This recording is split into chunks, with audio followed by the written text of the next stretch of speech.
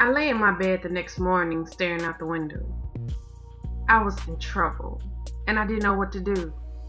I tried to convince myself that last night had not happened, but then my phone that was on the nightstand next to my bed rang. I frowned as I picked it up because I didn't recognize the number. At first I thought it was one of my kids from the center. Hello? I gently rubbed my finger across the small cut on my lip that had gone down significantly since last night. How did you sleep? The deep voice almost made me drop the phone. Dang it! How did he even get my number?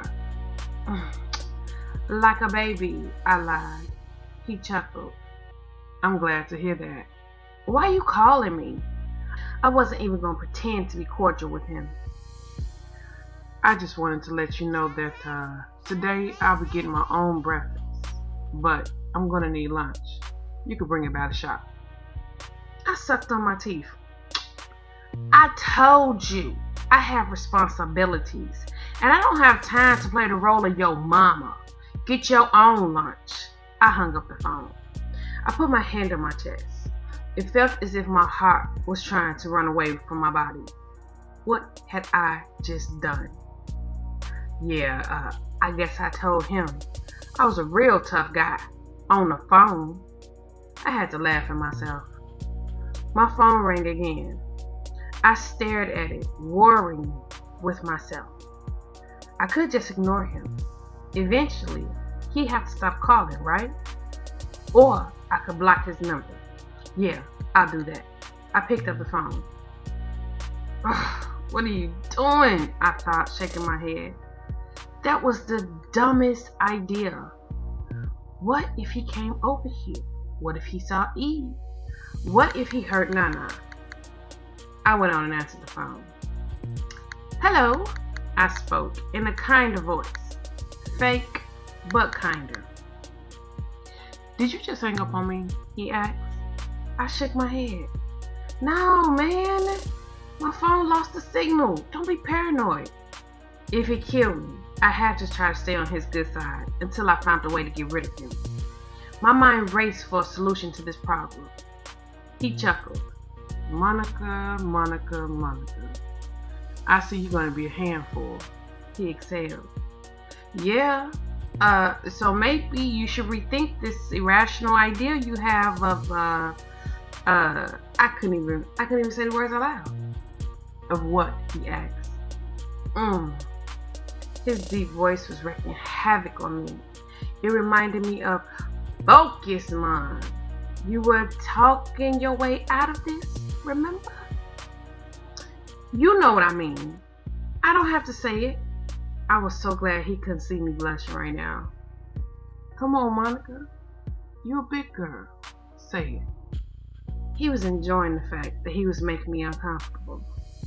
No, I won't say it. But, going back to what you said about me being a handful, you're right. My nana tells me this all the time. And I'm way younger than you. I mean, what are you, like 40? 45? I smiled to myself. That was a good one. I mean, if I can give myself a high five right now, I would. You know what? I can. He chuckled again. Not quite. But what's your point? Well, my point is, I'm young. And I remember you saying something about not hooking up with younger women. I just turned 21. Don't put yourself through that. Go with your first mind. Surely at 45, you don't want to deal with a 21-year-old. He chuckled again. Quite the contrary, sweetheart. I not only want to deal with you, I want to make love to you over and over again until you beg me for mercy. Real pretty, like you did that night. Oh, no. My mouth dropped open. I took the phone from my ear and stared at it. I couldn't believe he just said that to me. Damn, I was tongue-tied. Relax, Monica. I know about your daughter. My heart stalled. I mean, it literally stalled. You do? My question came out barely of a whisper. Yeah, I do. Where her daddy? His question caught me completely off guard. He, he dead. Yeah, in a motorcycle accident. I'm sorry to hear that. He didn't sound sorry in the least. It sounded like his attention was somewhere else. I could hear him talking to somebody else in the background. Hey, look, you sound busy. Look, I'll see you around sometime. I was so ready to get off the phone with him. I need the white walls for the 62. Well, you're gonna have to order more. He spoke to whoever it was that was in there with him. Monica, you'll see me today. Bring lunch and your daughter so I can meet her. He said this to me, although he was still talking to that other person in the background about the white walls. And I was about to have a panic attack. Think, Monica, think. Remember your improvisation exercises with Matter Point. You can do this. Just breathe and let it flow. Kaleb, I don't think that's a good idea. He was a little sensitive, just losing her father and all. Oh, he just died? Yeah, man, just a few months ago. It was sad. See, this is the problem with lying. You tell one, you gotta tell 100. Goodness. And why did people have to ask you questions when you were lying? It seems like I got myself deeper and deeper in the muck the more I spoke. Did you love him? Who? Eve's dad? Yikes. No, not at all. Now this, I can say truthfully. I couldn't even bring myself to tell that lie. Good. That was his only response. I frowned again. Dang it, I could have kicked myself. The one time I told the truth, I should have lied. If I loved this mystery man, that would be a reason for Kaleb to leave me alone, so that I could mourn. Damn. I can respect the fact that you don't want to introduce me to your daughter right now. But you're going to have to do it eventually. She's going to be seeing a lot of me. So, she might as well get used to having me in her life. Oh, hell no. Not if I can help it, partner. Why don't we just get used to each other first, okay? I need to buy myself some time to figure a way out of this. That's fine. We'll do it your way for now. As for lunch, I would like it homemade. I don't eat from any restaurants but Mama Rita's. So whenever you can't prepare food, just go there and pick us up something. I don't eat pork, shellfish of any kind, or catfish. I'm not really big on seafood. It's really iffy. I'm pretty much a steak and potatoes type of guy. So, if you stay in that general area, you can't go wrong with me. Brother, I work at the burger joint and Chucky's Chicken Shack. I cannot afford to feed you, and I sure can't afford Mama Rita's. This dude was crazy. No, you used to work at the Burger Shack and Chucky's joint. I rolled my eyes at his butchering of the names of my jobs. I was beginning to think he was doing it on purpose. Don't worry about money, shorty. I got you. Kaleb, I don't feel comfortable with that. I don't care. I'll be sending someone to scoop you in a few hours. Be ready. The phone went dead. I stared at it dumbstruck. Mama! Eve yelled, opening my door and running across the floor in her little onesie. She clutched the cover and pulled herself up on my bed before collapsing in my arms. I laughed as she began to burrow herself in the covers. This was her morning routine. She did it every morning at 7 o'clock, whether I was up or not. She was my little alarm. I ran my fingers through her soft hair. She looked so much like Kaleb, but prettier and smarter. I had to keep him away from her, no matter what. He was bad news. He would destroy my baby with his life of drugs and guns, and only y'all know what else. I needed to call Marge at the burger joint and Chucky to request a couple days off while I sort this mess out. By then, I should have rid myself of Mr. Man. I wasn't worried about my jobs. I was good with both of my bosses. They will always take me back. I spoke with them both and assured them that I was alright. Well, assuring Marge was easy. But Chucky, he suspected I was leaving him for another man. Chucky, I just need a few days off. I'll be back. Monica with your fine ass. Look, some nigga done came along and scooped you up, didn't he? No, Chuck, I just need a few days off, I repeated as I looked through my closet for something to wear. Eve was sitting on my bed taking all my stuff out my book bag. Monica, listen. You know that offer still stands. It's still on the table. Let Chucky be your sugar daddy, baby.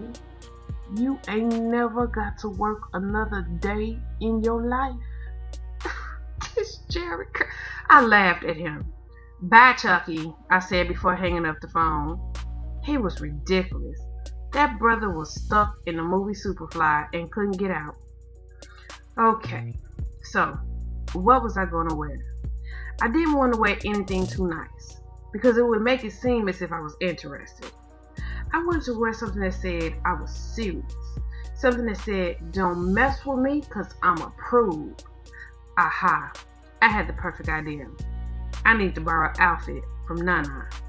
I scooped up Eve and headed downstairs to her room. She had given the master bedroom to me a long time ago because she couldn't take the stairs anymore. Our house was huge. My grandfather had built it with his bare hands. When Nana returned to Chicago after her career in New York had ended, she got with the city and began the Center for the Inner City Youths. My grandfather was the janitor there at the time, and he was in love with her. Now, Nana had a little money, which intimidated him a bit, so he decided to build her a house. And boy, did he build it. 8 bedrooms in total. When the house was done, he brought her to it and then proposed to her right here in the living room. She asked him why so many rooms. He said it was for all the children they were going to have. But he died shortly after Nana got pregnant with my mother. Between the center and this house, her money went fast. So she turned the place into a boarding home. This worked well for a while. Now it needs so many repairs. We simply can't attract any more business. She was keeping up with the repair costs at first, but my brother got arrested a few times and posting his bail had depleted us. I had so many dreams of making it big and fixing up my grandmother's house for her. I know it must grieve her beyond anything I can imagine, seeing the house that the love of her life built for her just disintegrate before her eyes. I'm not going to give up though. I've got a few repair books, and I'm going to do the best I can to get this place back into shape. When Eve and I walked into Nana's room, she was sitting in a chair with a horrified look on her face while staring at the news. I rolled my eyes. My Nana and her news. I sat on the bed, sitting Eve next to me, instantly headed for the nightstand. She loved roaming through Nana's goodies. What's wrong now? I asked her. She slowly turned away from the news to look at me, putting her hand on her chest. Child, these folks just said it was a hole in the sun. Her eyes was wide as saucers. I chuckled. So, what's the big deal? I shook my head at her. I was going to have to forbid her from watching the news. What's the big deal? She screeched. You know what? You know what's wrong with you young folks? Y'all stupid. The whole world is crumbling around y'all. But y'all ain't noticed because y'all too busy snapping selfies. I laughed. Not me, Nana. I kissed her loudly on her cheek. She batted me away. I'm too busy taking chicken orders and flipping burgers. That made her laugh. Look, I've come to borrow some clothes. She frowned at my statement. From who? She asked. From you. Her eyes narrowed. Monica, what you up to? I put my hand on my chest while batting my eyes. Why, grandmother, whatever do you mean? I laughed at her suspicious look as I hopped up to look through her closet. I know you. You up to something. I carefully looked through her things to find the perfect look. Nana, you shouldn't say things like that about me. I halted my search. On a high neck black dress that would literally cover me from chin to ankle. Perfect, I said excitedly, taking it out of the closet to hold it in front of me in the mirror. What you want to put that old ugly thing on for? I knew it was ugly when I bought it in the 40s. Nana chuckled from her chair. Even Eve, who had gotten a hold of Nana's teeth, paused to look at me with a frown on her little face. I smiled at them both. I've got a job interview, I said before I took down one of her old boxes and pulled out an old brown church lady hat that would be perfect with this dress. Nana frowned. Child, are you trying to get the job? She scratched her head. Not at all, I answered.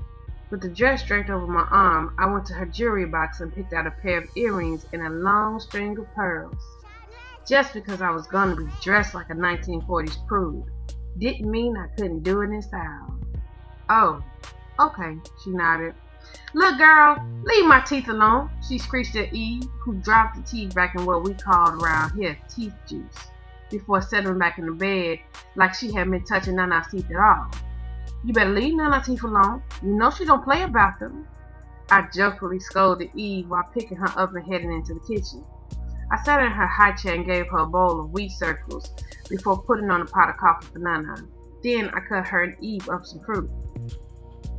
Aren't you eating? Nana said, sitting down at the table in front of her bowl. Nah, I'll grab some later. She shook her head.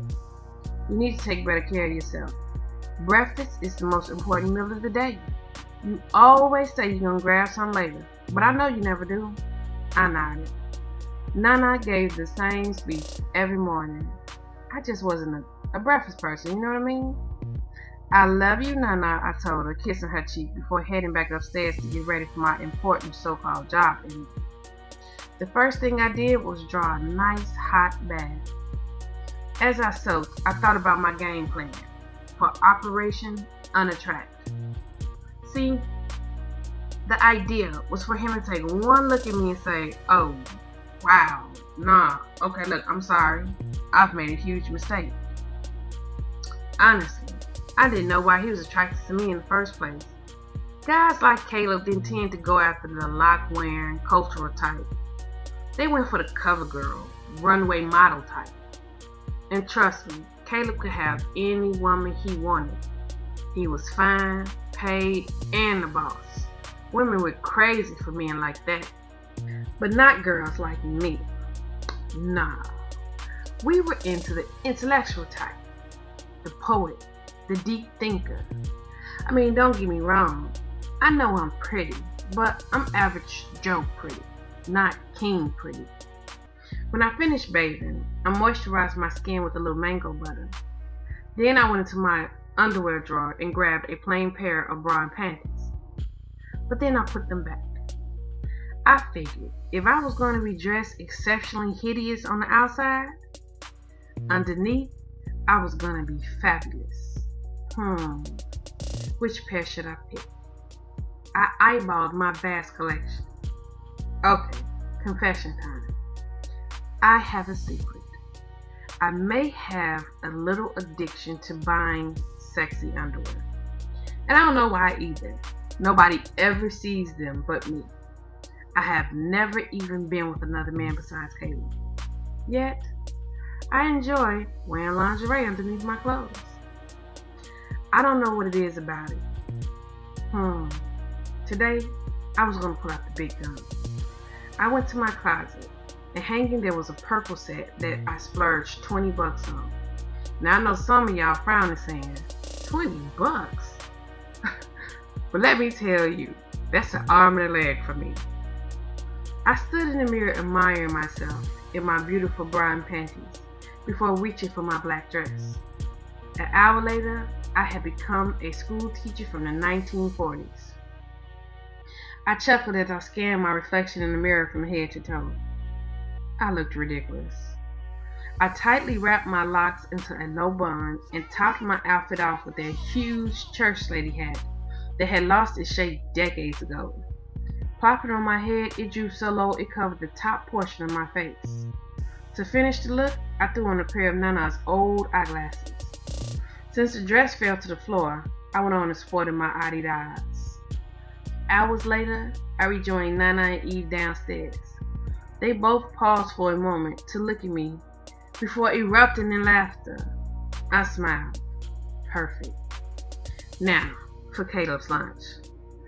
I grabbed the leftover chicken salad I made yesterday and peach cobbler I made earlier on in the week out of the fridge. Spooned them into separate Tupperware bowls so they wouldn't spill, and stuffed them all in the bag. Steak and potatoes kind of guy. Yeah, I got your steak and potatoes right here in this chicken salad. If this dude thought I was going out my way to cook for him, he had another thing coming.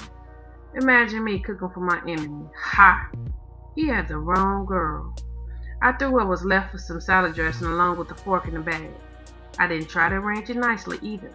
Then I made lunch for Nana and Eve. An hour later, I looked out my window and saw the black Cadillac truck sitting outside. Okay, it was game time. But it took me a little longer to pry Eve's arms from around my legs today. Baby, Mama will be right back, I told her. No, Mommy, I come too, she wailed. Into a scream when Nana grabbed and held her back so that I could get out the door. Goodness, that really broke my heart. Man. When I came out the door, the giant stepped out of the passenger side of the truck. I slowly approached him, having mixed feelings. The last time I saw this guy, he was kidnapping me. I looked up at him. He frowned as he took me in. However, he was a professional, because if he thought I looked odd, he didn't say anything. Good afternoon, ma'am, he said as he opened the door for me. You know, after you kidnap somebody, certain pleasantries just seem silly, don't you think? He chuckled. I guess you're right. Name's Tiny. My mouth dropped open. Did this giant of a man just tell me his name was Tiny? Tiny, I asked? His chuckle turned into a laugh. Yes, ma'am. Okay, Tiny. Enough with the ma'am stuff. You can call me Monica. He nodded. Okay, Monica. I climbed to the back seat. Name's G, the driver said. He was also the driver from last night. Hey, G, I'm Monica. He saluted me through the rearview mirror and pulled off after Teeny got all 8 foot, 400 pounds of himself in the truck. My phone dinged in my bag. I took it out and discovered I had a text from Kaleb. He texted, I'm starving. I replied, eat then. He texted, I will when you get here. I replied, maybe I won't come. He texted, LOL, you're coming. I replied, you sound so sure of yourself. He texted, I'm sure because my men are bringing you right now. I texted, maybe I'll run away from your men. He texted, then I'll come find you. Wherever you at, there ain't nowhere you can hide from me. I stopped texting and stared at the screen. How in the world was I supposed to respond to that? This man was a psychopath. I had to get away from him. He was psychotic and dangerous, and he had it in his head that he and I was getting ready to be an item. What kind of man went to prison for 2 whole years and came out desiring the one that set him up to go? You know what I'm saying? Psychotic. Right then, though, a thought came to me. What if this was a setup? And he had some elaborate plan of getting back at me. What if he was going to torture me slowly for the next 2 years? What if he was going to try to make me fall in love with him, then break my heart? I looked out the window as we drove. I had to end this somehow. I prayed my outfit would repulse him enough to lose interest. If not, I would just have to turn up the pressure. One of the things I loved about myself, and it was a lot of things I loved about myself, but one of the main things I loved about myself is I wasn't a quitter. If one door closed, I just tried another one. Kaleb was the drug dealer who had my brother murdered, and I had to get away from him, no matter what. We pulled up in the front of the shop today. It was full of cars, some that needed work and some that was ready to go. I wondered if they all belonged to someone or if he sold some of them. Teeny got out of the vehicle and opened the door for me. Just go in. The boss is expecting you, he said. I nodded and walked towards the door. They pulled off as soon as he got back in the truck. Wow, I said under my breath as I entered. Yesterday I had been in the back where they worked on the cars. The front was nice. It was like a showroom. That answered my question on whether or not he sold some of these cars. I was no expert on classic cars, but these looked really nice and expensive. I walked towards the receptionist's desk. A pretty brown-skinned girl wearing a blonde weave and tons of makeup sat there speaking on the phone and typing on her computer at the same time. She did a double take when she looked up and saw me. She said, taking in my outfit. Her whole face frowned up as if I stunk. Then she must have remembered she was talking on the phone because she had to apologize to whoever it was she was speaking to. Oh, no, Mrs. Derby. No, I wasn't speaking to you. I just mistyped. So yes, your husband's car will be finished and delivered to your home at the time we discussed. He's going to be so surprised. Yes, ma'am. I'll definitely give you a call when we're en route. Okay, you have a wonderful day. Bye. She hung up the phone and looked up at me, rolling her eyes before she resumed typing on her computer. I put the Goodwill check in the mail. It should have made it to your office by now. She spoke without looking up from the computer. Now, I couldn't help but wonder if she was so disrespectful to me because she thought I was from Goodwill. As if the Goodwill people that go out their way to help the less fortunate, like myself, didn't deserve respect.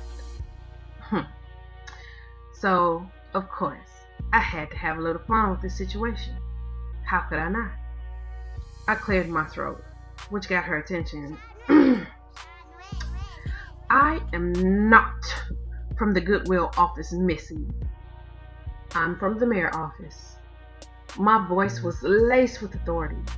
I had to bite the inside of my lip to keep from laughing as her whole demeanor changed.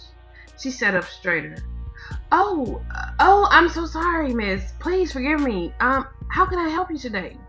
I rolled my eyes at her, raising my head in the air as if I could no longer stand to be in her presence. I huffed. You can tell Kaleb that Monica is here to see him. Yes, ma'am, she said, jumping out of her chair. As soon as she left, I erupted in laughter. That's what she got for treating Goodwill employees bad. I straightened up, raising my head back in the air when she came rushing back. Mr. Jacobs will see you now. Just go right through the doors. She pointed towards the doors she had just exited.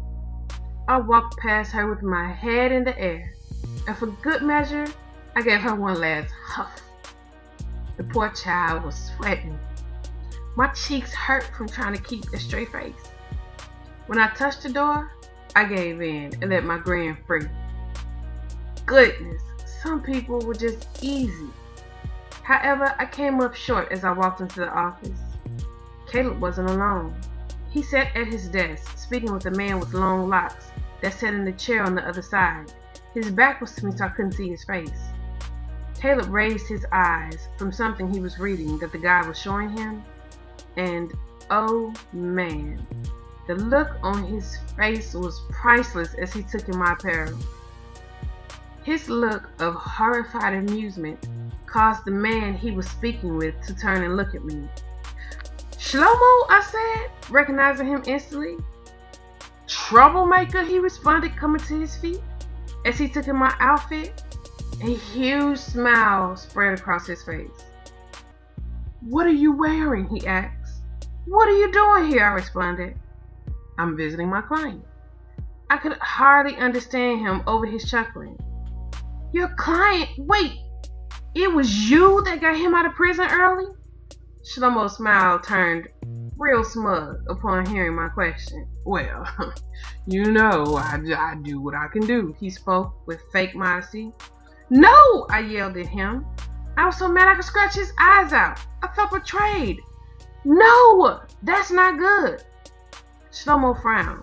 I looked at Kaleb, who was sitting back in his chair with his hands folded in front of his smirking face. He was enjoying the fact that I was about to have a nervous breakdown. What are you talking about, Mom? Shlomo asked before his eyes widened. Wait a minute. This is the Monica you were telling me about? He asked Kaleb. Small world, huh? He responded, watching us closely. I narrowed my eyes at him. Why was he studying Shlomo and I like that? When he saw me looking at him, his attention came back to me fully. Instantly, I started feeling hot under this thick dress. His gaze slowly went from the hem of my dress to the top of my droopy hat. Shlomo held back his head and roared with laughter. Man. Oh, brother. I know the heart won't what it won't. But you got your hands full with this little troublemaker here. Man, look, your life won't never be boring, for sure. Go with y'all, my brother, he said, walking back towards Kaleb's desk, who stood and came around it so that they could shake hands. But they didn't just shake hands. They brought their other arm around and embraced like I saw Shlomo often do with the men he called brothers. We still on for the Shabbat? He asked. Kaleb nodded. Yep. The smile left Shlomo's face as he looked at him. Man, I'm proud of you. You came a long way. Kaleb smiled. Thanks. I couldn't have done any of this without you. Nah, man, don't thank me. Thank y'all. Always thank y'all. We are just vessels. Had he not led me to you, I would have never known. Now it's your job to find out why. Kaleb nodded. I couldn't take it anymore. Oh my goodness! Are y'all friends? I wailed. I couldn't believe this. Shlomo came to me and brought his hand up to ruffle my hair, but paused because of my hat. Ha! I told him. He killed me doing that. I was a kid when we first met, and he ruffled his hands through my locks that at the time were short and stuck straight up on my head. That irritated the hell out of me. So bad that he got it in his mind that he was going to continue to do it, even though I'm a grown woman now. He chuckled. Go easy on him, kid, he said before walking out the door and closing it behind him. I stared after him, resenting that statement. Me? Go easy on him? It wasn't me forcing him to be here. It was him. He should have told him to go easy on me. Chances are, though, he probably didn't know the details of me and Kaleb's relationship, which made me realize another thing. I was now very much alone with Kaleb, and he stood right behind me. Suddenly, I felt a little nervous. I slowly turned my head to look behind, and my breath caught in my throat because he stood there looking at me with the same hunger he had in his eyes last night. I whipped my head back towards the door. Turn around and face me, Monica. I closed my eyes as his deep voice washed over me and down my spine. Before I came, I had given myself a pep talk, basically saying I would come in here and be strong, that I remember that he's my enemy, that I will repulse him with my outfit, attitude, and all-around cold nature, then leave, free of him. However, I had not expected him to be standing there, looking edible in a light blue button-up shirt, dark blue tie that matched his trousers, and suspenders. Suspenders! Oh, goodness. And that ensemble lay beautifully on his massive chest and arms. Okay, Mom, you can't just stand here facing the door. You're gonna have to turn. I inhaled and swirled on my feet. Embarrassed, I closed my eyes for just a moment because sometimes when I was nervous or not paying attention, I danced. like I had just done, turning around to face him. I'm glad you can make it, He finally spoke. I put my hand on my hip. I don't recall having a choice. He chuckled and nodded his head once. Touché. His eyes fell on the grocery bag I held in my hand. Is that my lunch? He asked. I smirked. I handed it to him. Bon appetit, I said, smiling real big. Chuckling, he shook his head before walking back towards his desk. Please, have a seat. He indicated the chair Shlomo had just left. I sat folding one of my legs up under me, a habit of mine. His eyes missed nothing. He took his time taking me in. My hat, my dress, my posture, my gym shoe that was now peeping from underneath my leg, before he sat and opened the lid on the chicken salad. Looks good. He poured the dressing on it, picked up the fork, and dove in. My mouth dropped. I thought for sure he was going to turn his nose up at that. Did you think I wasn't going to eat it? He asked before shoving another forkful of salad in his mouth and chewing it between his powerful teeth. How do you know it's not poison? His smug attitude was starting to get on my nerves. He chuckled. Let's just say, I'm a good judge of character. You don't mind telling a lie, Monica from the mayor's office. But you won't kill a man. Unlike you, I smoothly interjected. He nodded his head once. Touché. He finished the salad, opened the lid on the peach cobbler, and just like he did the salad, dug in.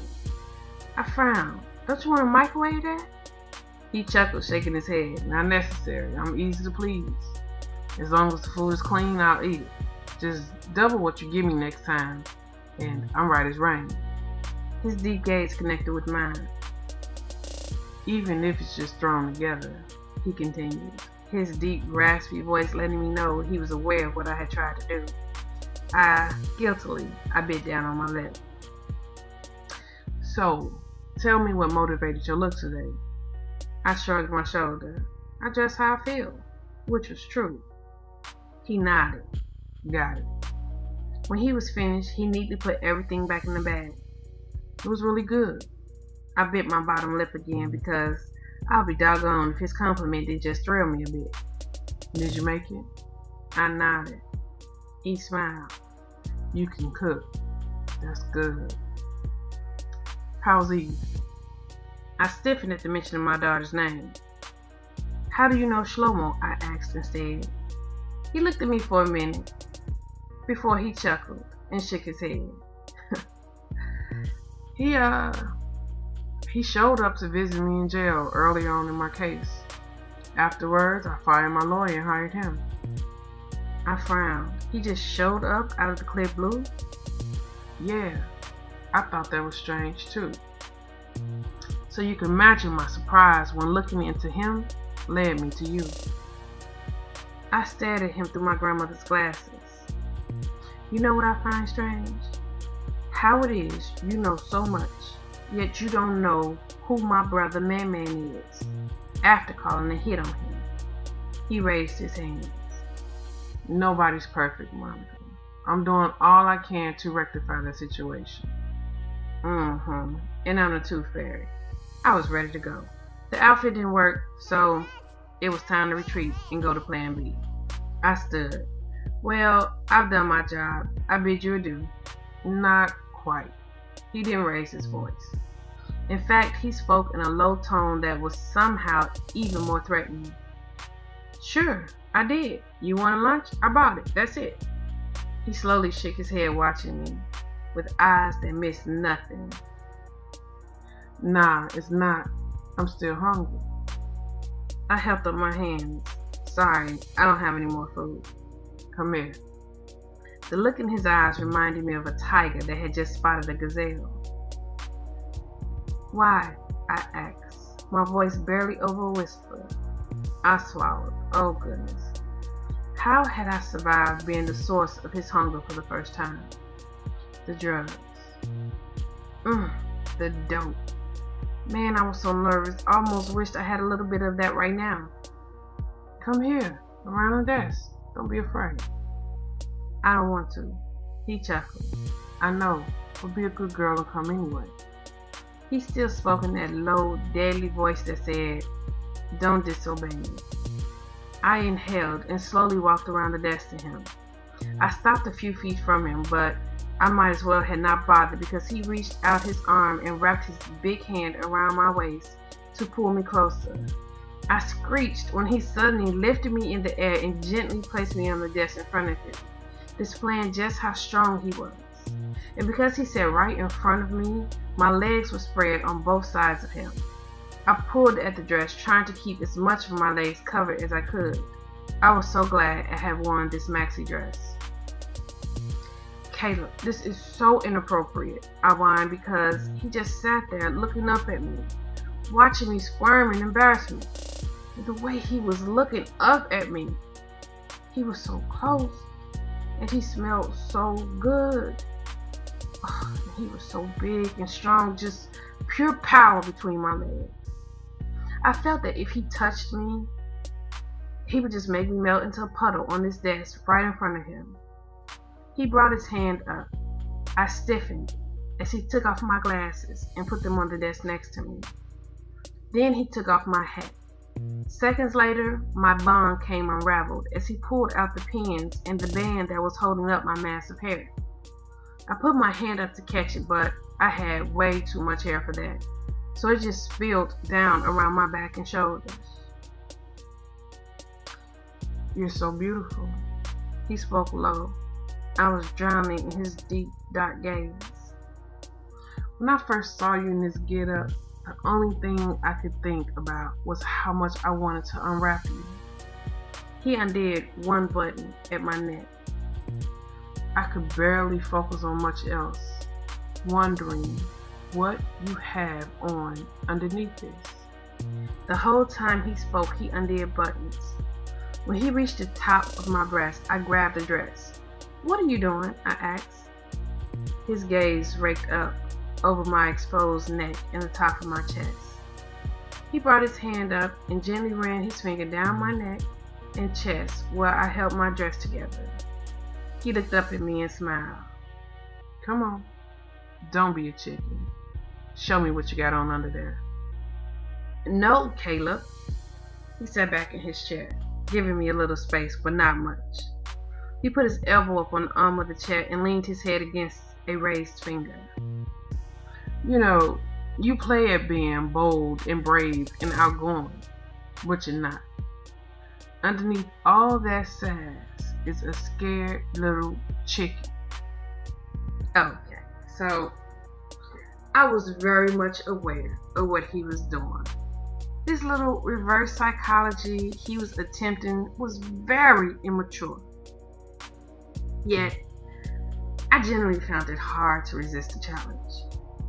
And it was very astute of him to notice that about me. I held my head up in the air. "I ain't no chicken," I told him. He grinned. "Prove it. Show me." Don't you dare, Monica. Don't you fall for the oldest trick in the book." But there was something in his smoldering gaze. There was a real challenge there. He was curious to see if I would do it.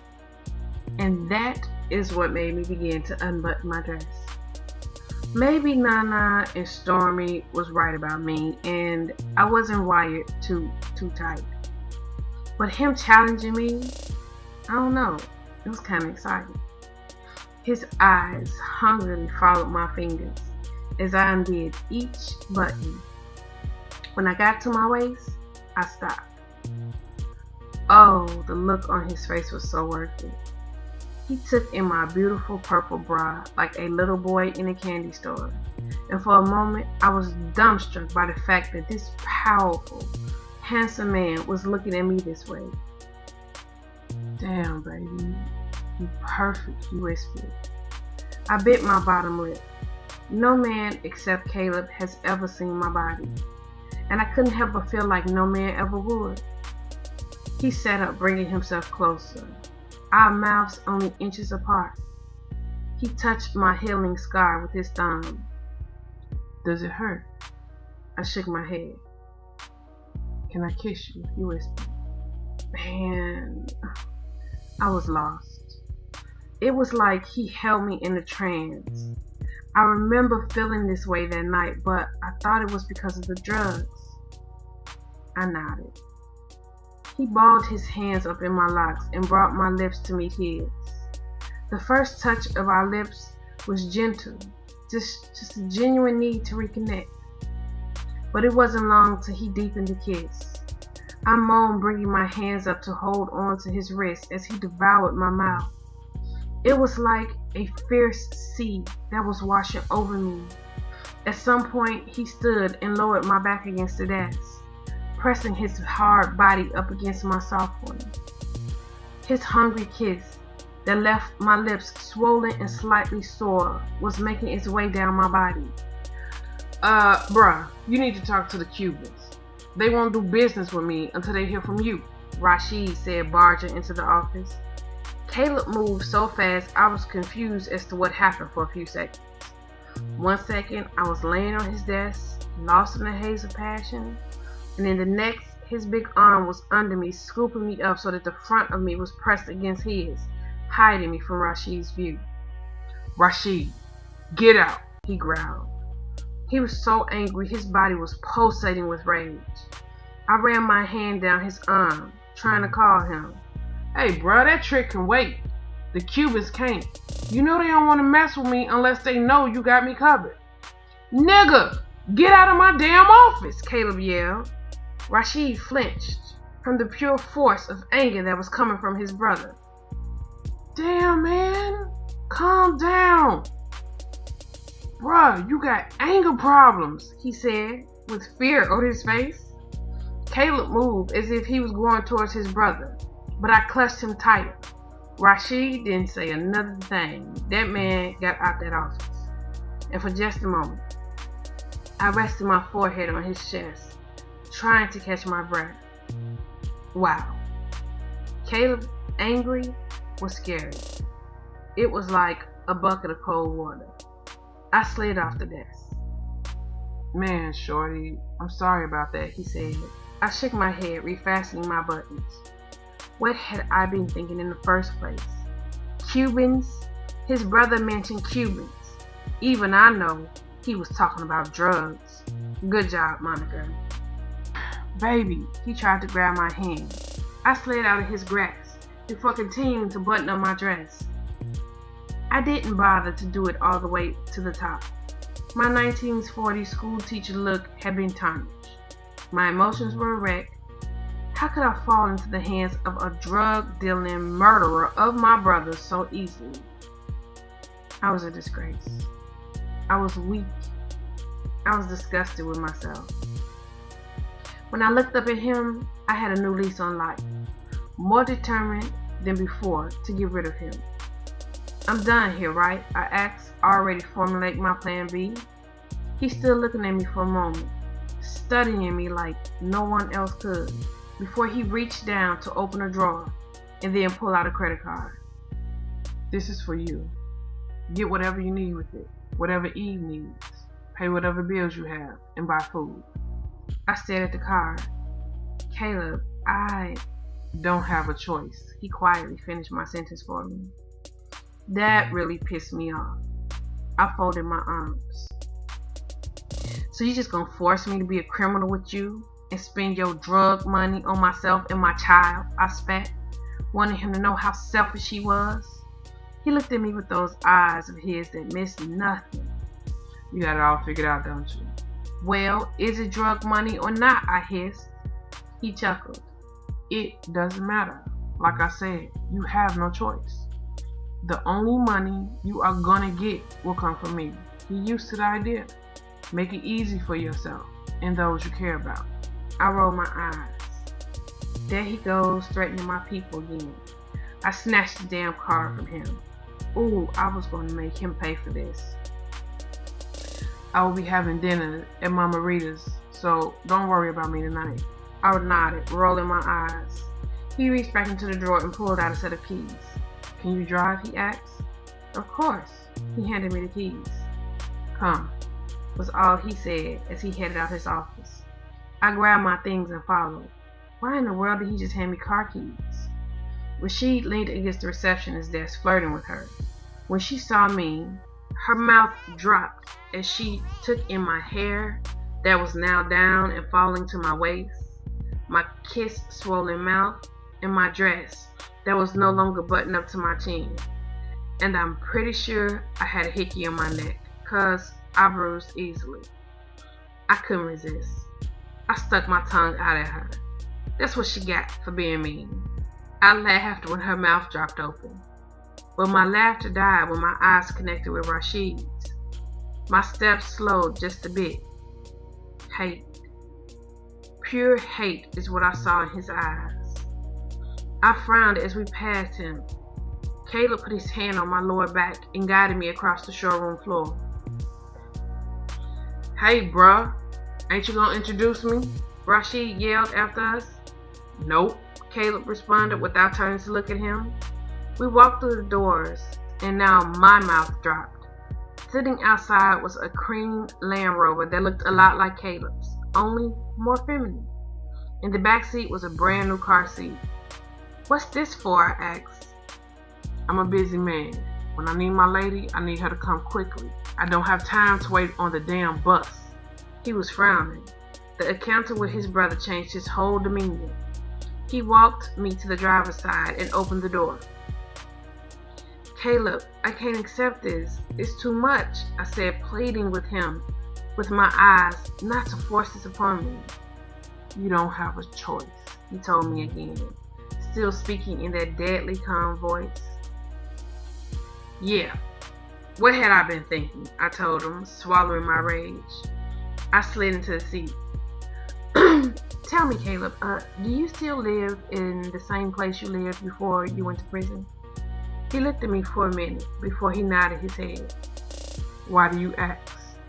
I laughed up at him. I need to know where to bring your breakfast, I lied. He narrowed his eyes at me. Go ahead. I'll text you later, he said, shutting the door. I put the keys in the ignition and started it up. I didn't look back at him as I drove away. I had tunnel vision. It was time to implement Operation Ebola. My destination? Madam Queen's costume closet.